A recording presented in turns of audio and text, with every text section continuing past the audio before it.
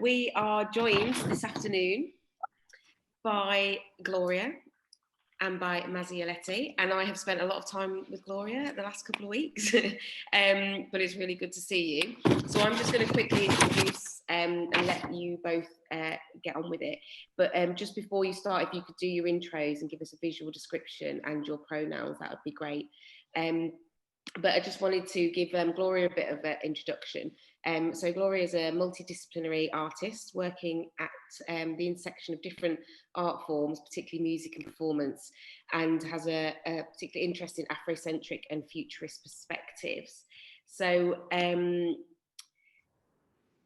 sorry, I keep getting distracted because people are popping up to go into the waiting room. But I'm really excited to see what you two are going to talk about, and I'm just going to let you go for it.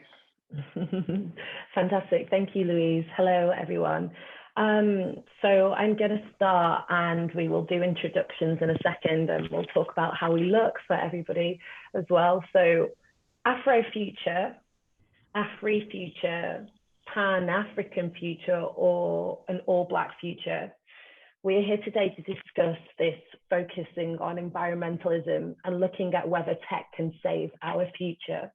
So I'm just going to reintroduce myself. Louise did an amazing job, but I am a cis, mixed heritage, Black, African and white British female with multicolored blue and green braids, with the sun shining on my face. I'm smiling. My pronouns are she and her.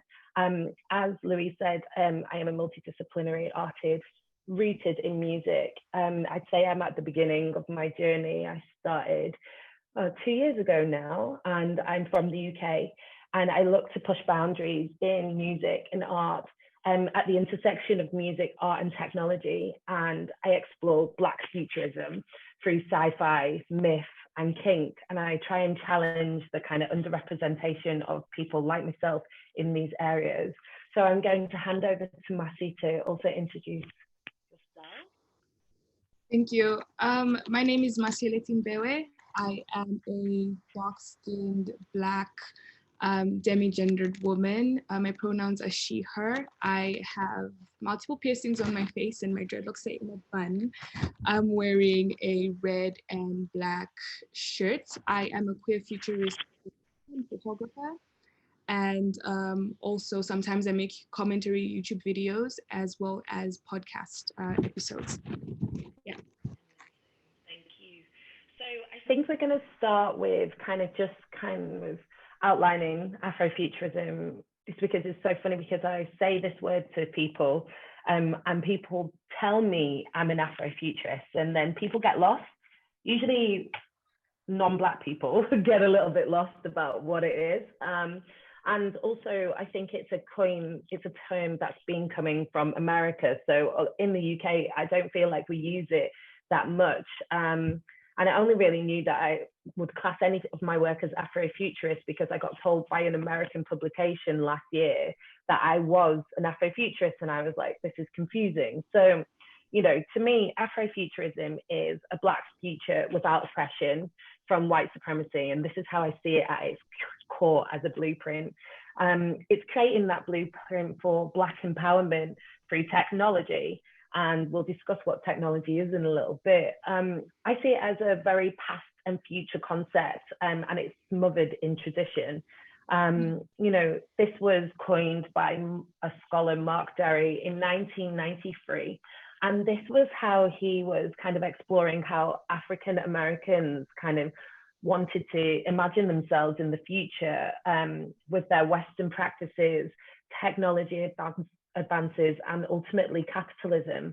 I think it's become a kind of secular view on kind of Black future, and we're going to talk about that in a second.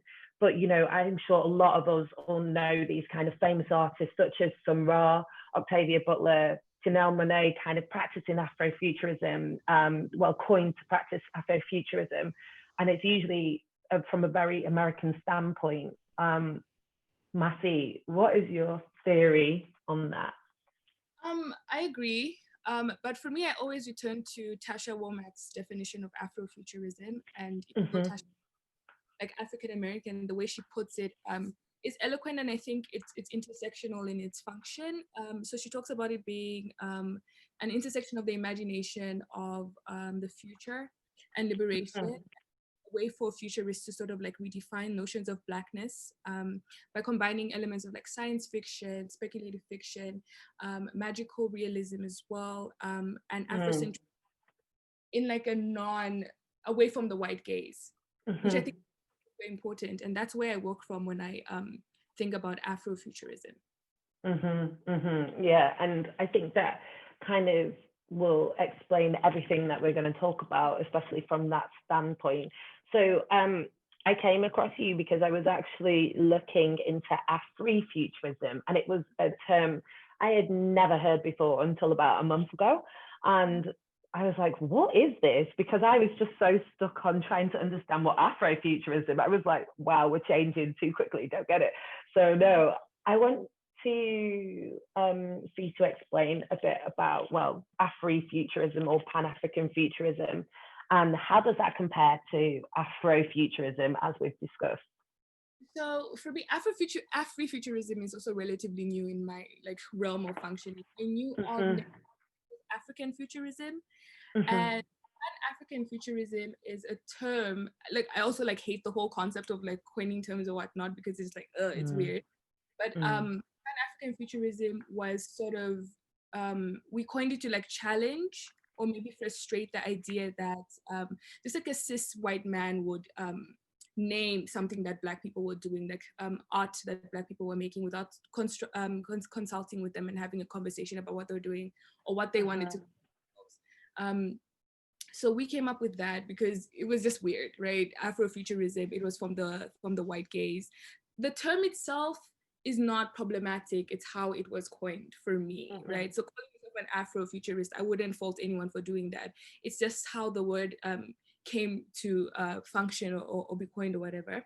So Pan-Africanism is more specific in that it deals with issues pertaining to like technology, speculative fiction, science fiction on the continent, also as well from an African gaze, from an African perspective, uniquely African perspective.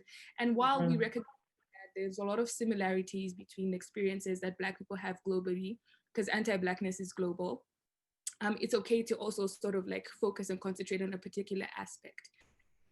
I think it's okay to focus on a specific experience and write from that, because I think that stories from those perspectives do matter. Just like also not to incite like a diaspora war type situation. I think it's okay to be like, okay, I'm writing from like a Zambian perspective or South Africanist perspective, and I'm dealing with these particular issues that pertain to me as a Black person living in this particular space. Yeah, no, I completely hear that. So Pan-African futurism, can we just have some examples of how that is kind of filtering into your work then? Because I'm always here to hear different perspectives of this, because it's new to us. So it's like, how is that kind of coming out and formulating? So for me, because I work mostly with fiction, my visual art is mostly photography. With my fiction, there's no aspect of my fiction that doesn't deal with like the environment or speaking to the climate crisis that we're in right now. So I work from that perspective in terms of creating. I always like focusing on like, how does climate change affect African people? Because a lot of the waste, like the electronic waste, is mostly dumped on the continent, and it's also been interesting like what we do with the waste. I was reading The Old Drift by Namali Serpil, which is a book that I was analyzing for my thesis, and there's an aspect in there that confronts the realities of Black people on the continent dealing with electronic waste, and also coming up with technological advancements from that waste, and like how that is sort of reabsorbed into capitalism to further oppress people on the continent. So that was interesting. So I tried to apply that into my work. Yeah, no, for sure. And it's really interesting that kind of the root is based on environmentalism as well, because, you know, if I look at kind of Afrofuturism and how I understand it, and I've understood it from a Western gaze, I would say it is definitely a diaspora way of looking at things, because of that kind of root in capitalism and the kind of thought that, you know, as a diaspora, we're very rootless.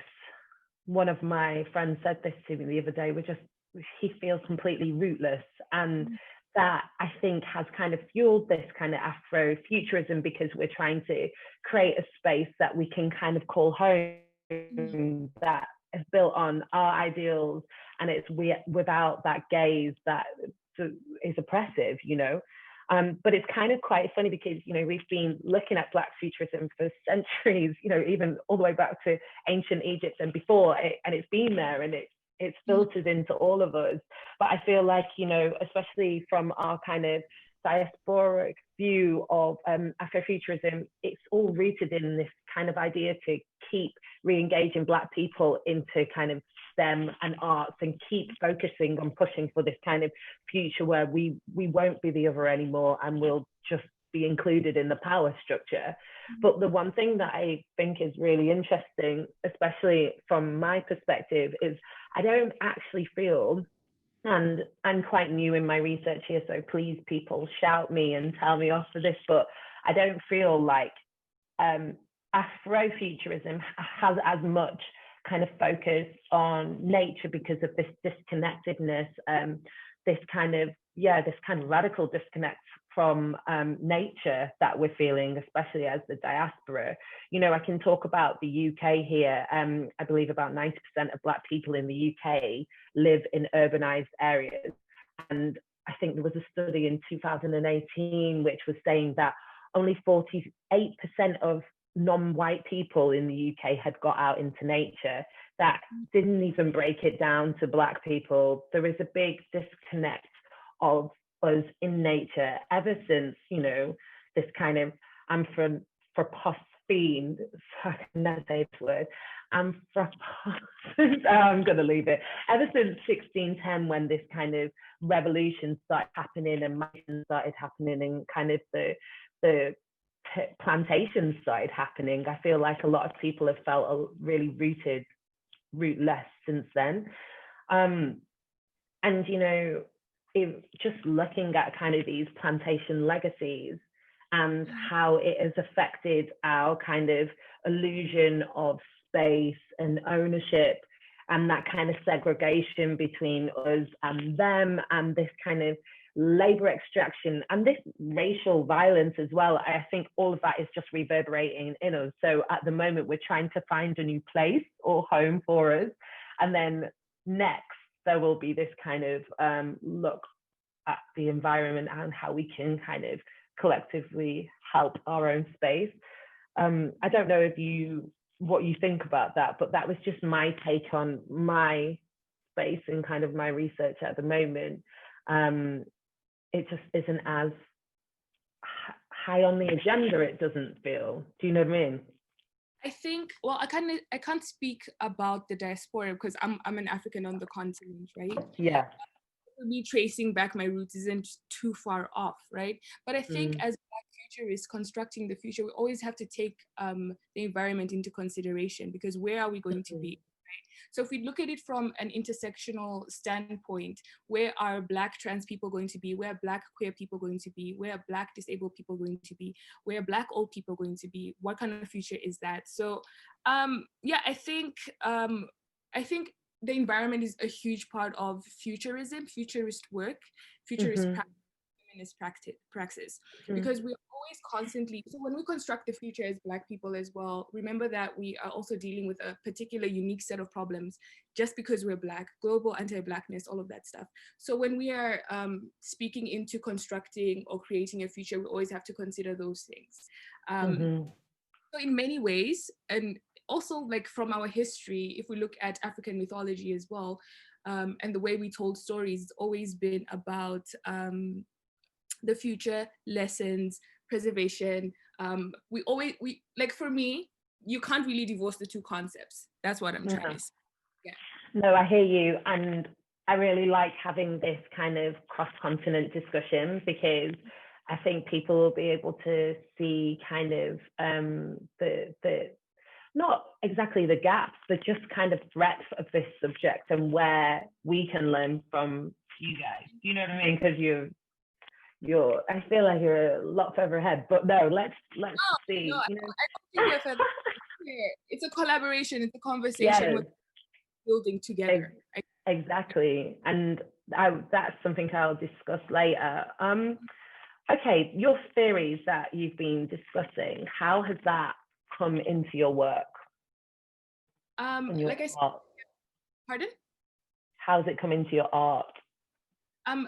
So for my activism as well, I always consider the environment. We are currently in the middle of a climate crisis, and there are reports that there is a proposed fracking that's going to be happening in between Namibia and Botswana. Yeah. Angering a lot of people, understandably so, but it's also terrible because we are disrupting the environment, and a lot of marginalized people like the San community, that's the indigenous community there, are being displaced, and that is a legacy of colonialism and an extension of white supremacist like violence, if you ask me, to these constantly people, like where are they going to go?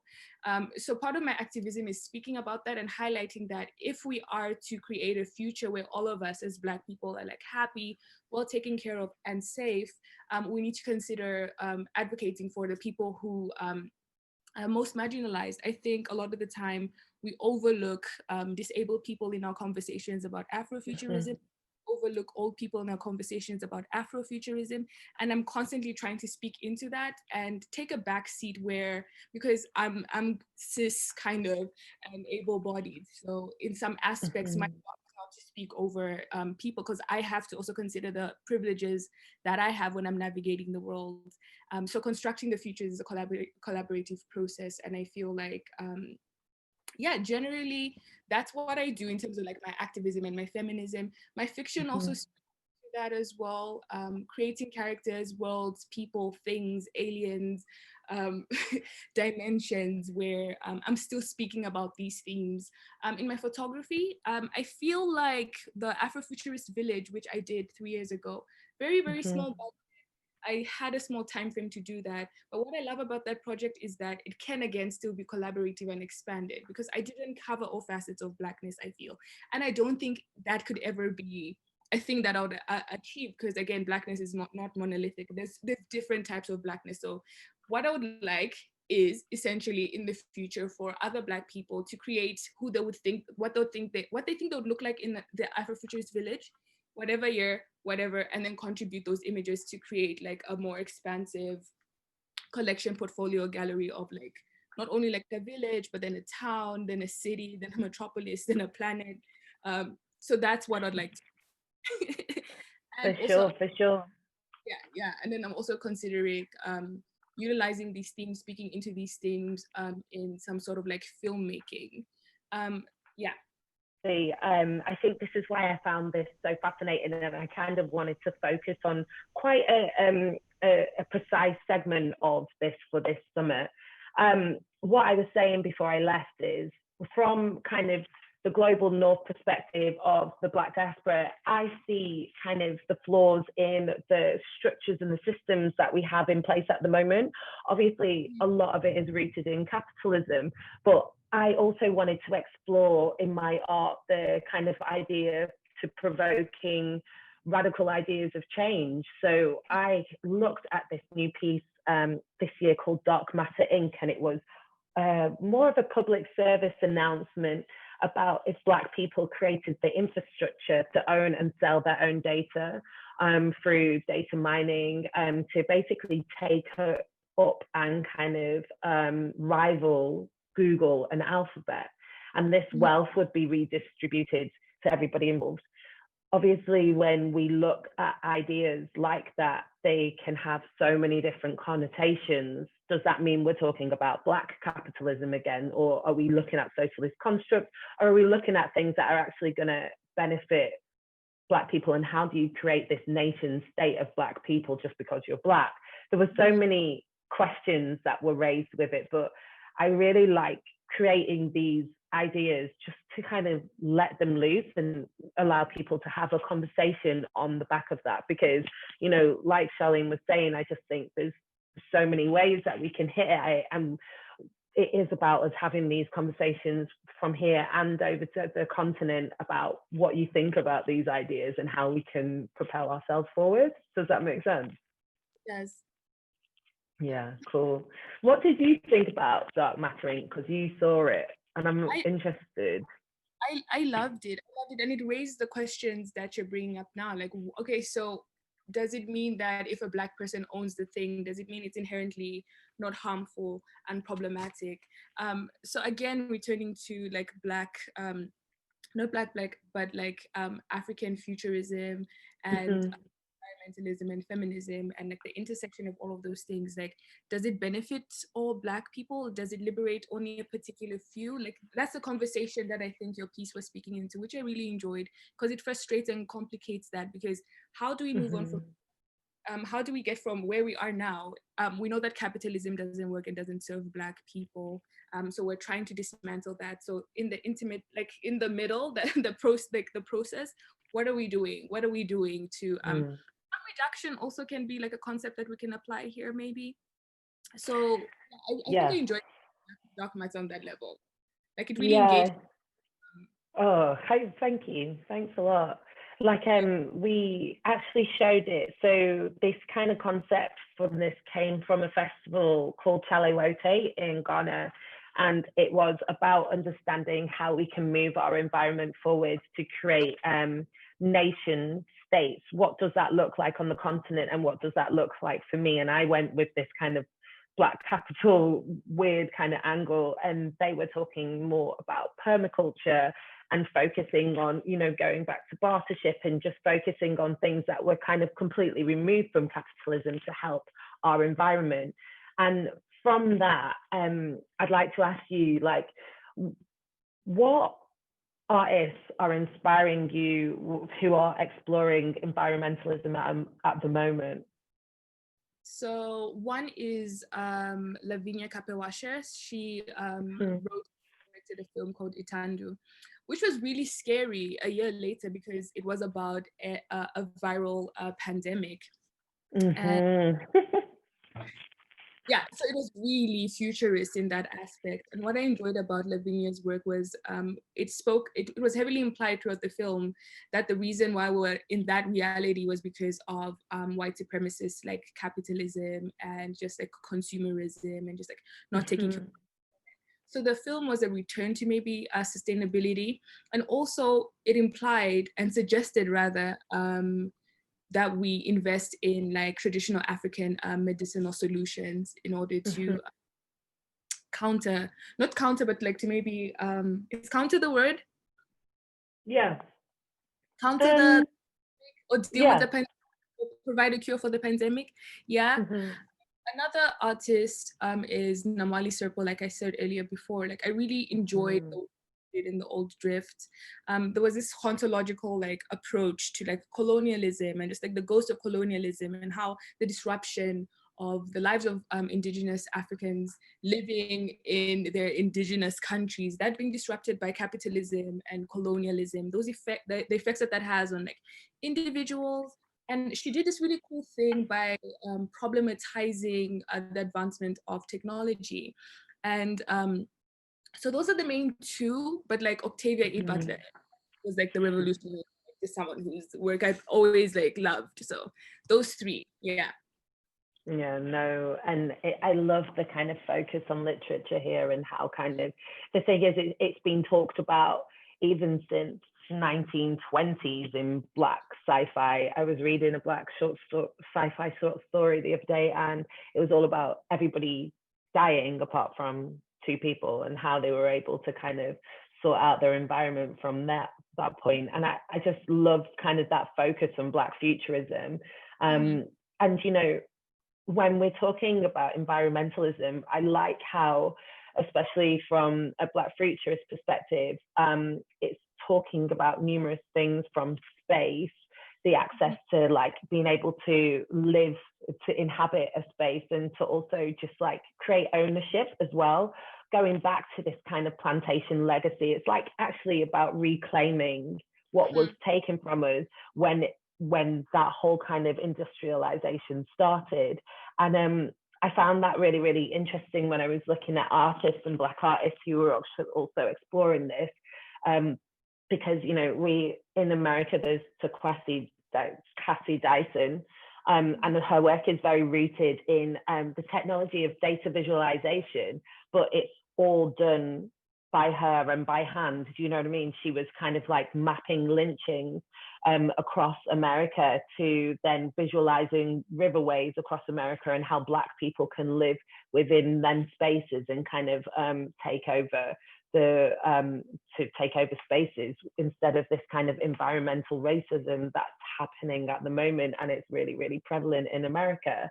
I actually really like a close friend of mine, Gaika, has been exploring environmentalism and this kind of idea of ownership and re-ownership for some time. His latest piece was actually in House of St. Barnabas in London, which is a public building, but it was owned by a slave owner, I think, and that money to fund that building came from slavery. And they collaborated with Gaika to create Flight Recorder. I think it's just finished now, but it was all about exploring the kind of ownership and re-ownership of spaces and land. And it was a drone mapping of the space, and this kind of machinery or technology. It's easily accessible technology. He used a bike which needed to be powered to be able to show kind of the visuals and what was basically happening in this kind of idea of ownership of land. And I really like this kind of space that we are moving into, especially with kind of our futurism is like, we've got such easy access to technologies, simple technologies now, that we can build this into our art and create quite profound pieces that explore environmentalism at all different angles. Mm-hmm. Does that make sense? Yes, absolutely. Yeah. Carry on. So I'm saying the work that you were describing and the artist's work that you're describing sounds amazing, phenomenal, brilliant, all the words. Yeah, I'll definitely send them over. I think Louise is on link duty, so she'll definitely be able to pull that all together and push it into the thread. You know, like focusing on technology now and environmentalism, it's funny because I feel like we've talked about, before I ask this question, what do you think, what would you describe as technology? I think this is a very, very complicated question, and I've pondered on that a little bit from time to time, but I think innately the ability to connect has been technology, the ability to function. So for instance, for me, technology, being able to channel something, to communicate a particular message and to get a response is technology. So say more, if you thought, because I think you're right that the definition of technology is a difficult one, right? Because it can be really basic. There's one definition which I've always quite liked actually.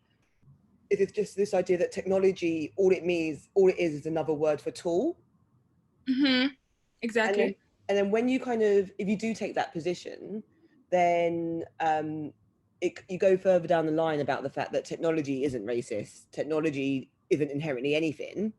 It's just a tool that's used by, on occasion, racist people, or it's a tool that can be used by you or by me in the goal of good. Mm-hmm. So do you feel like, is that a definition that you can work with?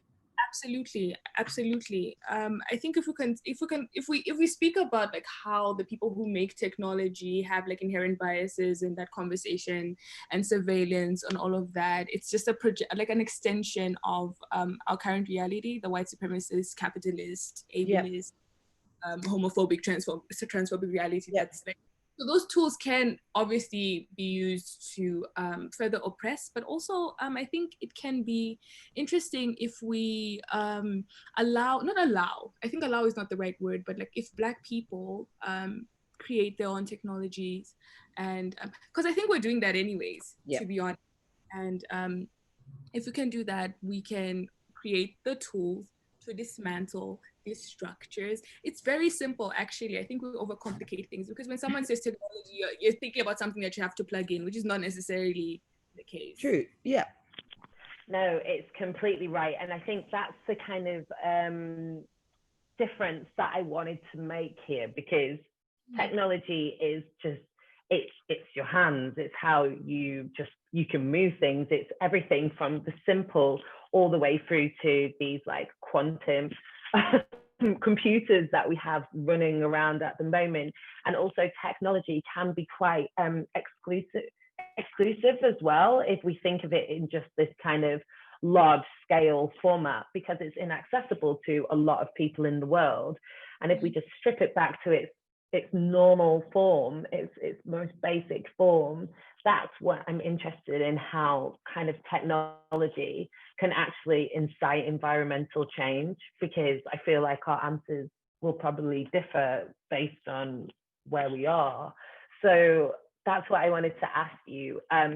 You know, what technologies do you see will kind of enhance and kind of help change the environmental systems that you're in at the moment?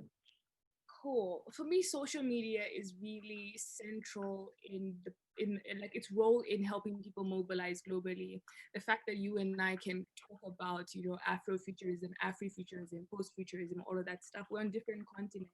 The fact that we can connect on that level, I think, is really important. I'm not really necessarily thinking about maybe like solar panels and stuff like that.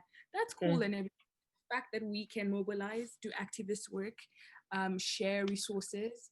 That's been my favorite thing about technology and its advancements. And what do you think about the idea of like, because a growing thing here is permaculture, even kind of urban planning, urban regreening, all of these kind of ideas to bring the ecology back into our urban spaces, which is supposed to be, I think they're supposed to be 50% of our kind of land at the moment, in the global south, 60% of them spaces are urbanized, and they expect that to double by 2050. So it's like, when we're thinking about technology, is it self-sufficiency? Do you know what I mean? Instead of relying on these really big ideas of technology, which aren't really helping us at the moment. Yeah, I think we can maybe like have a conversation about like sustainable technology. Right? We can have a conversation about that if we're thinking about that. But like another thing that we need to consider is that I think, it's interesting. It's very complicated as well. But like when you think about like taking it back to fracking, just like maybe to contextualize what I mean when I say that, like colonial capitalist stuff is disruptive. I mean, the San community practice sustainability. There's a lot we can learn from them, and I think there's a lot we can learn from like ancient African practices, right? I think innately has always had like this really close relationship, symbiotic relationship with Earth. So that's something to learn from. So technology is not necessarily a bad thing if it's sustainable, but if it's not sustainable, it creates e-waste, and e-waste hurts the environment and like the cycle. 100%. Yeah, 100%. And it just adds to the problems that you're feeling on the continent. So funny, because from my perspective, I'd be like, well, one of the greatest technologies is actually solar panels, because what that does, it creates this, I know it's funny, and what that does, it creates this shift in power, really, that I see it, from the global north to the global south. As we go through this kind of environmental shift and the resources become more lack of resources, and there's this kind of resource capitalism getting pushed from the north, the south has access to nature's biggest resource, which is solar panels, and which is the sun. And with solar panels, that can basically be a sustainable way of kind of developing the global south, which actually up in the UK, we definitely don't have that. It's currently raining, and it'll be raining for the next 3 months. Do you know what I mean? So for me, it felt like such a simple solution, but that might be naive of me, you know, to think that. And correct. I think for a really long time, a lot of activists and environmentalists have had conversations, and we do know what to do. The work is there, the theory is there. It's just about the praxis. So what interrupts that? Capitalism, right? What really interrupts that is capitalism. And as long as that structure still remains, I don't think we're going to get anywhere, as bleak as that sounds. So we need to like deconstruct decolonize like all of that stuff. But yes, Mhm. that's quite simple. The earth provides everything. So yeah. Yeah, no, 100%. Okay, so how do we decolonize? What? Just asking you big questions here, you know. It's a grand project. It's a grand project. So decolonial work, I think if we look at some of the work that people are doing with like abolition, just really just like simple stuff like this is not working anymore. We need to come up with something else. Praxis, as far as I'm concerned. There's so much theory about doing decolonial work. There's so much theory, but like, again, taking theory from just like the classroom or you reading like a nonfiction book in your room to actually implementing it in real life. Yeah, but decolonial, it's huge. It's a huge project, but I think there's so many things we can do, but practicing theory is one of the ways that we can do decolonial work. I'm happy with that. I'm happy. Okay, so a closing. I kind of want to bring this to a close now and kind of just look at the question, you know, if there was no Afrofuturism or Afrofuturism, how could we coin what we're doing? Is there a way to just have a future for all Black people? You kind of answered this before, but I think it would be good to close it with this idea. I think coining, okay, what naming a thing assists is like the narrative. So if you name the thing, you get to define what that thing is. But for a long time also, like you've said, like for thousands and thousands of years, we've been doing this like futurist work. Just sitting down and planning is futurism as far as I'm concerned. So I don't know if we were just left to our own devices, what name we would have come up with, because that's a dog that didn't bark. That process was interrupted, right?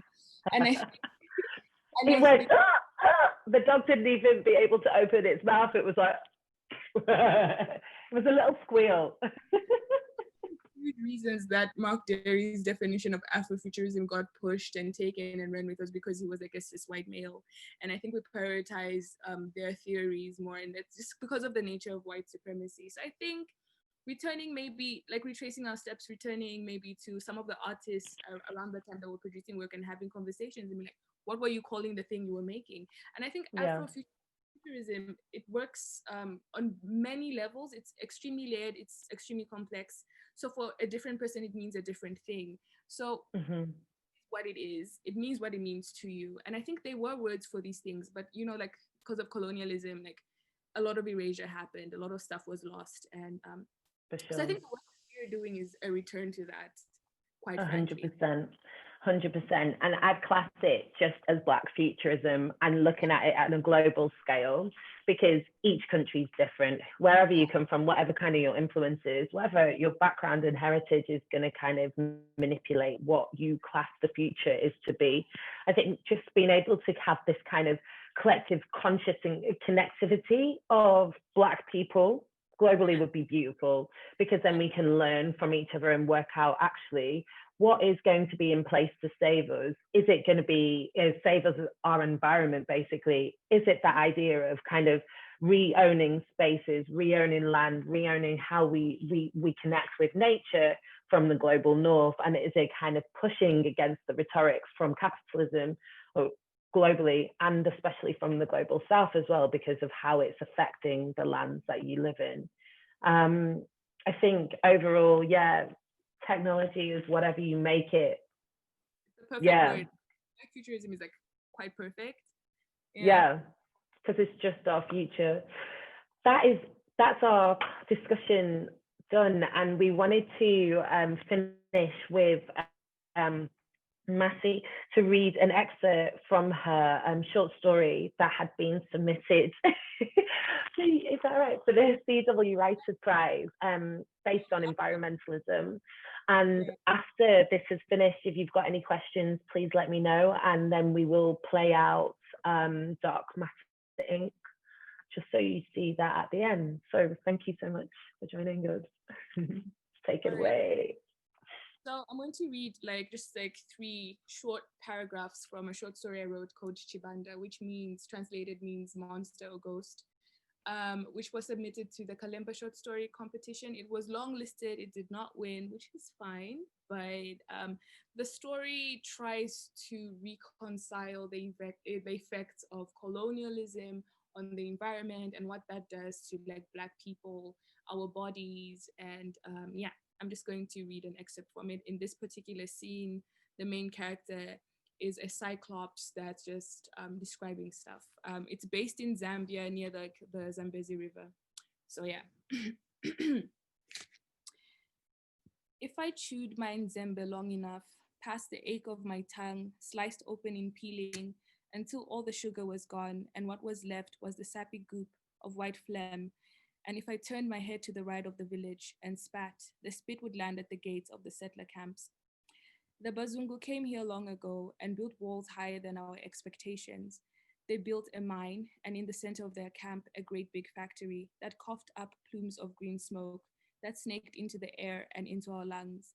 As if imitating mosquitoes, their generators hummed, low and hard, and lights as yellow as my eye would glow in streaks of Zesco immunity. The camp swelled, ate through bark and green. Like the vomit of a greedy child, everything the camps no longer needed wound up black, slimy, faulty, and in the river. My mother's only sin was swimming in the Zambezi when I swam in her. And for this sin, she sat alone in the field and pushed out a child that looked like me. I can only imagine that the babies born on the settler camps were not born still, that they cried instead of gasped for air. Thank you. You're on mute, sorry. Sorry, hello, that was beautiful. I really, is it anywhere for people to read? Not yet, because of submission rules, like I can't put it on the internet. So when it comes up, if there's a way for me to link you to the stuff, to link it back to Louise, who can link it to everyone else who is present for this conversation, I'll definitely, yeah. That would be amazing. Okay, so we've got one question actually. Challenging the status quo of power within the system is a huge thing to undertake. Where and how does hacker culture and the idea that the personal is the political play a part in disrupting and readdressing the systemic inequalities? Ooh. Do you want to? Yeah, I'm like, oh. Well, right, okay, so for me, I feel like hacker culture is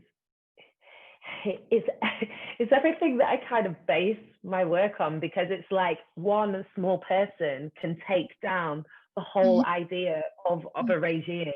And that has been in kind of society for time. And I actually think it's an integral part of kind of disrupting the status quo, because even if you look at in the UK, we had Bonfire Night is based on a guy trying to commit a UK guy trying to commit a terrorist attack on the UK government, and that was like one guy trying to blow up Parliament basically. And I feel like, and we celebrate it all the time, and I just feel like that is so important basically to break down these systems. I hope that's what you were talking about, political pain, disrupting and readjusting the system.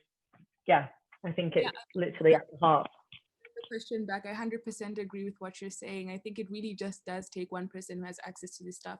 But what I can comment on hacker culture, and something that I've noticed, a lot of people who hack stuff tend to be also like racist, and instead of like erasing student loans, for example, or like canceling stuff, all they do is go on the internet and like hack someone's account and just like do racist stuff.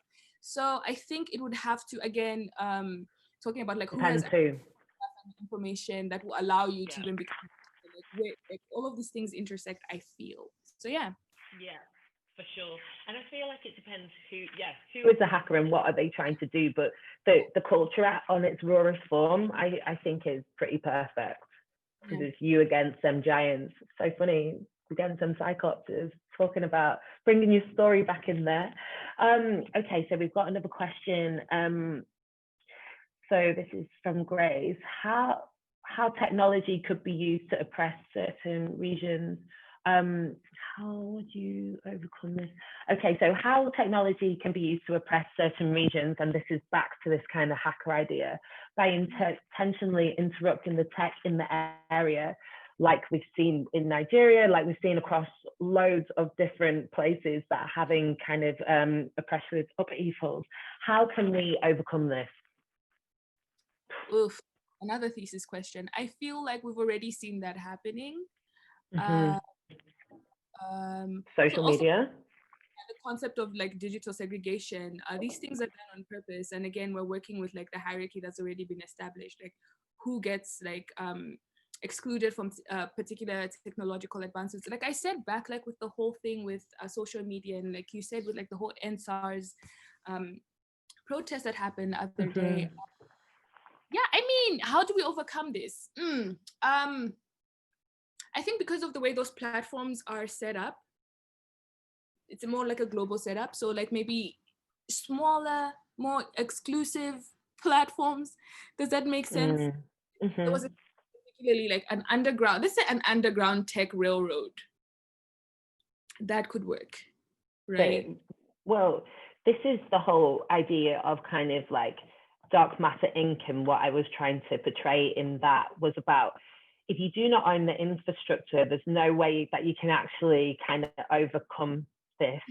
So it's like you either go completely dark on different platforms that are kind of non-encrypted, that are completely encrypted, or you own your own infrastructure and your technology. And right now, we've not been able to do that. So what does the future hold if we actually do start looking at building them things that are impenetrable to other people, and we can actually have that kind of freedom of speech? Obviously, they've got the likes of Black Twitter and things like that at the moment, but you're going to say, what are you going to say? No, what's interesting, like how would I, that's just interesting for me. So now I'm speculating, like that could happen.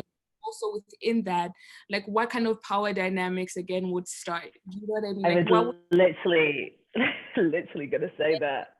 What's the solution? I knew what your face was about, because I knew it was going to be about that, because this is, again, as soon as you get the infrastructure, somebody will naturally lead it. And we are not saying that, you know, being able to own structures works. There's a lot of oppressive regimes all over the world for Black people. So it's a hard question and I'm not too sure. You and I on a Zoom call alone cannot come up with the solution. So we can't. Right? We can speculate. We can pressure. Speculate so much. Don't worry, we don't expect you to answer it. No, I'm joking. It's more just to kind of dissect it.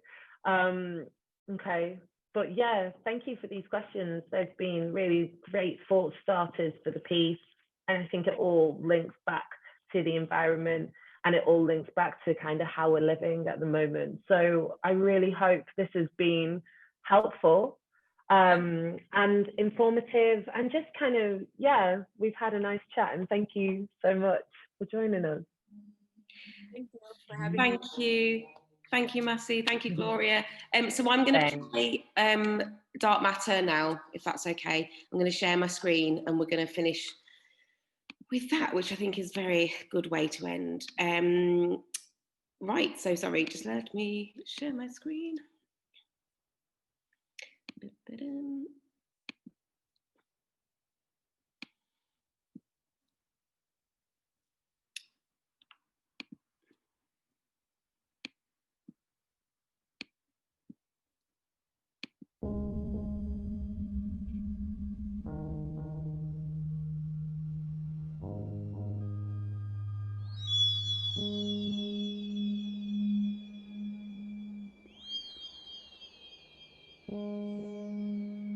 I stand here before you today with one message. Harness your existence and protect your future. Since the dawn of the industrial age, blackness has been a secondary conversation. Oppression has erased our history, our beliefs, and our democracy. We live in a society filled by data that strives on hate. Our story has been told from white lips and in white scriptures, woven into the fabric of time, and now we stand motionless, unable to see a path for our own future greatness. COVID has riddled our people worldwide, seeping through our blood and bones, perpetually affecting our skin over theirs. We are outnumbered. But for the first time, there is hope, collective unity and vision. I call on you today to take a journey with me through lateral thinking, true globalization, camaraderie, and commitment. The future will be written by us as soon as we own the present. I call on you to harness the power of your data, own and profit from it. Data is the new invisible DNA that holds our modern society together. It fuels the future, AI and machine learning, robotics and more. The future is built on the data it is fed and the conscious bias which seeps through the data set. Our data is our privacy and our currency. On average, we create 1.7 megabytes of data every second. This avalanche of wants and needs and desires only came legally and illegally from our homes and smartphones. AI-enabled gadgets are silently listening to you. The songs that you play are transmitting emotional data to the oppressive mainframe, and each time you use your biometric features to open your phone, pay for goods, access your office, you are being tracked. Active data engagement seems harmless. The freedom that you were given online for nothing, with nothing to hide, serves you well. You feel free. Let me tell you, we are not free. From your location, IP addresses, product preferences, sexual orientations, likes, shares, and private messages on dating sites, and your income. All build a mirror image of you, which can be oppressed. In this fantastical world, everything comes at a price, and that price is fueling trillion-dollar Silicon Valley companies who own, mine, and sell your data. In 2019, Google and Facebook made $146 billion from advertising revenue alone, with the top 5 big tech companies now worth more than the entire Japanese stock exchange. Data is the new gold. Why would we not fight for this precious commodity? Picture this. You want a job. You are scored on your social interaction, purchasing power, and conformability online. The job is for a higher standing citizen. The job is not for you. Picture this. You are arrested for an act of terror in an area you have never visited. The face recognition cameras do not lie. You are still detained. We need to fight for change, a shift from the nation state, and I am here to tell you how. Black data is worthy. Black data is rich. Black data is the future. We need to choose how our data is used by big businesses, research and technology. Without it, we would be erased. How do we own our own data? It starts with participation.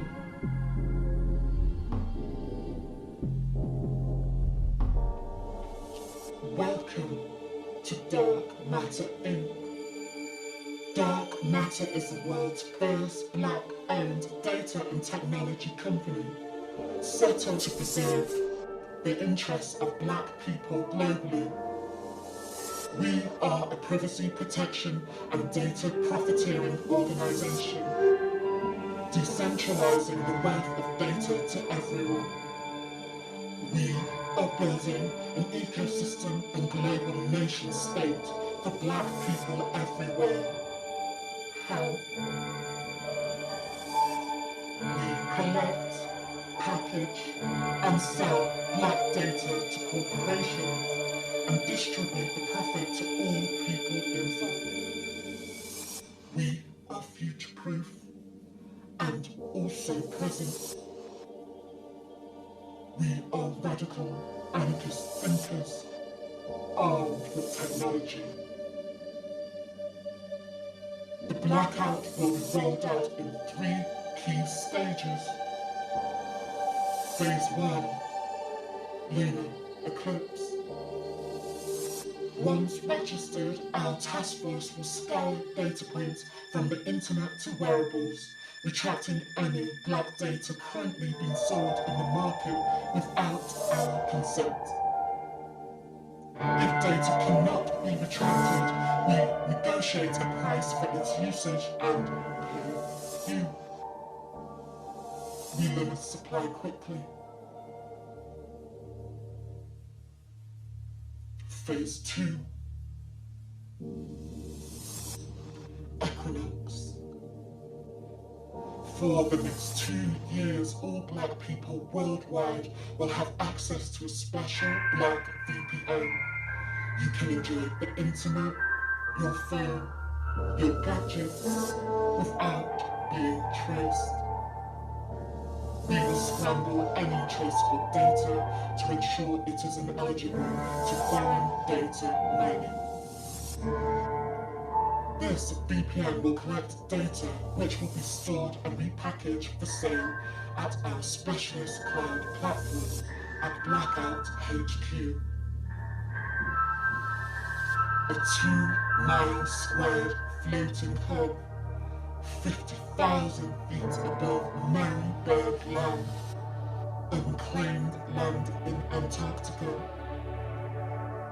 This vessel is twice as big as Facebook's new data mining warehouse, future-proofing our data connection for the next 50 years. This Black data will be sold to big businesses, pharmaceutical companies, and banks under the Fair Usage Agreement. All net income from sales will be divided by participants. We expect this to be worth $10,000 a year for the average Black household. Phase 3.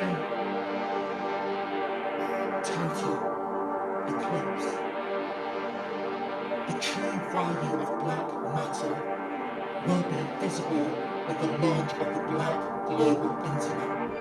BlackNet, built on infrastructure impenetrable to big retail and tech companies, providing free internet, new social media platforms, retail and streaming sites, all Black-owned and occupied. For BlackNet to benefit all Black children and people worldwide, we need to increase internet connections. Today, less than 40% of people in Africa have internet. By 2025, we expect this to double. We want to spearhead this change, hijacking the 2,000 discarded SpaceX satellites laying dormant above the African continent. Black spending power is worth 1.3 trillion each year in America alone, and we want to triple that black spending power and increase currency retention within the next 10 years. Phase 3 will provide privacy protection outside of your home. Each subscriber will receive a transmission blocker, keeping you protected from facial recognition and wearable tracking devices. Your movements will be tracked by dark matter ink only. No other state has jurisdiction.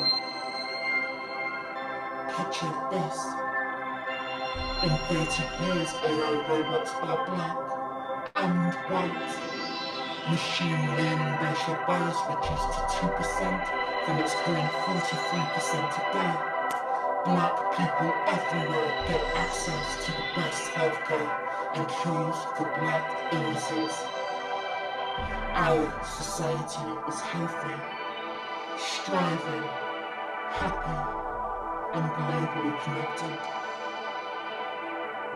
I call on you to make this a reality. I call on you to unsubscribe. To create a thriving black collective conscience, you need to reject the current system you live within to ensure a future archive of our existence. You who love social media, you who buy too much from Amazon, you part-time gamers, you spiritualists, you philosophers, you data freaks. We need all of you engaged for the new world order, to build infrastructure and help us unsubscribe from a system that does not have our best interests at heart. Black is now. Black is untraceable. Black is existence, money, and capital. Subscribe to Black at Dark Matter Inc.